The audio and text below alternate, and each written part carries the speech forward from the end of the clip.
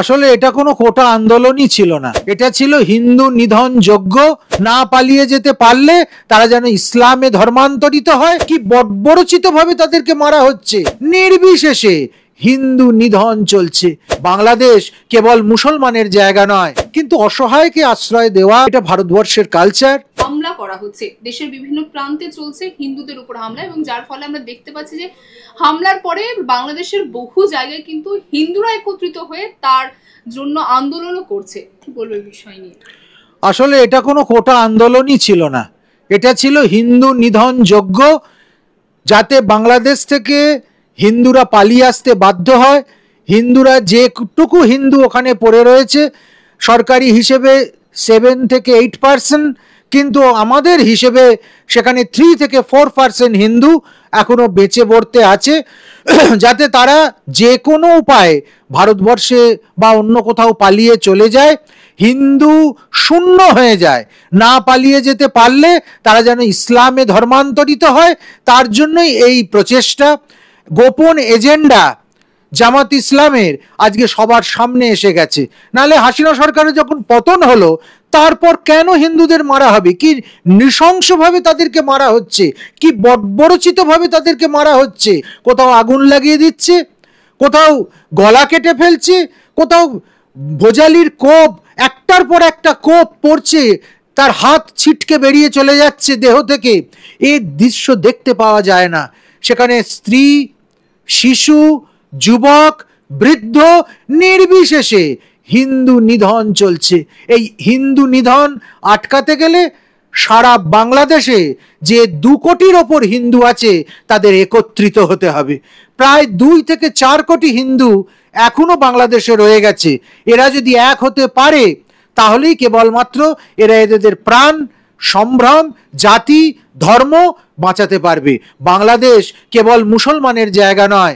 বাংলাদেশের স্বাধীনতা কেবলমাত্র মুসলমানদের আত্মদানে আসেনি, বরং সেখানে বাঙালি হিন্দুদের অনেক অনেক আত্মত্যাগ, অবদান আছে। বাংলার কৃষ্টি, বাংলাদেশের সংস্কৃতি, এই সমস্ত কিছু কিন্তু বাঙালি হিন্দু ছাড়া একেবারে বিকলাঙ্গ। এ কথা যেন নতুন সরকার ভুলে না যায়। এবং নতুন যে অন্তর্বর্তীকালীন সরকার তৈরি হয়েছে, তারা যদি কোনোভাবে সংখ্যালঘু হিন্দুদের ওপর অত্যাচার করে, সংখ্যালঘু বৌদ্ধ, সংখ্যালঘু খ্রিস্টান, যে কোনো সংখ্যালঘুর ওপর অত্যাচার করবার কথা ভাবে, তাহলে সারা পৃথিবীর হিন্দু কিন্তু একত্রিত হবে। হিন্দু শুধু মন্ত্র পড়তে পারে তাই নয়, হিন্দুর প্রয়োজন হলে শাস্ত্রের সঙ্গে সঙ্গে শস্ত্রও তুলে নিতে পারে। এটুকু যেন মাথায় থাকে। এবং এই হিন্দু যাদের ওপর যে অত্যাচার হচ্ছে তাদের প্রতিবাদে শুধুমাত্র বাংলাদেশে না, ভারতীয় বহু জায়গায় ভারতীয় হিন্দুরা একত্রিত হয়ে তার প্রতিবাদ করেছে। এমনকি আমরা দেখলাম যে ওয়াশিংটনে, হোয়াইট হাউসের বাইরেও সেখানেও তারা প্রতিবাদ করেছে, যাতে যারা সংখ্যালঘু রয়েছেন, অন্যান্য ধর্ম সম্প্রদায় এবং হিন্দু, তাদের যেন রক্ষা করা। এবং কি আমাদের দেশের প্রধানমন্ত্রী তিনিও এই একই আহ্বান জানিয়েছেন যে তাদের জন্য রক্ষা করা সম্ভব হয়। সবচেয়ে বড় কথা, হিন্দুরা একত্রিত হচ্ছে। হিন্দুরা অন্তত এইটুকু বুঝে গেছে যে ওই শখের সেকুলারিজম করে নিজেদেরকে বাঁচানো যাবে না। যতক্ষণ পর্যন্ত, মজার ব্যাপার এটাই যে হিন্দু সংখ্যাগরিষ্ঠ, ততক্ষণ পর্যন্ত দেশ সেকুলার। আর যখনই হিন্দু সংখ্যা লঘু, তখনই কিন্তু দেশ ইসলামিক স্টেট। এই থিওরি থেকে বেরিয়ে আসতে হবে। হিন্দুদের সবার আগে বুঝতে হবে, যদি আমার ধর্ম না থাকে তাহলে আমি টিকবো না, আমি বাঁচবো না। যারা একসময় বাংলাদেশ ছেড়ে ভারতবর্ষে চলে এসেছিল, তারা কিন্তু জাতের লড়াই আর ভাতের লড়াইয়ের মধ্যে ভাতের লড়াই করতে করতে আসেনি, জাতের লড়াই করতে করতে এসেছিল। এবং সবচেয়ে বড় ছিল সেদিন কিন্তু জাতের লড়াই। এটা কেন কেউ না ভুলে যায়। অতএব আমার ধর্ম আগে, আমার ঐক্য আগে, হিন্দু ভাইয়ের নিরাপত্তা আগে।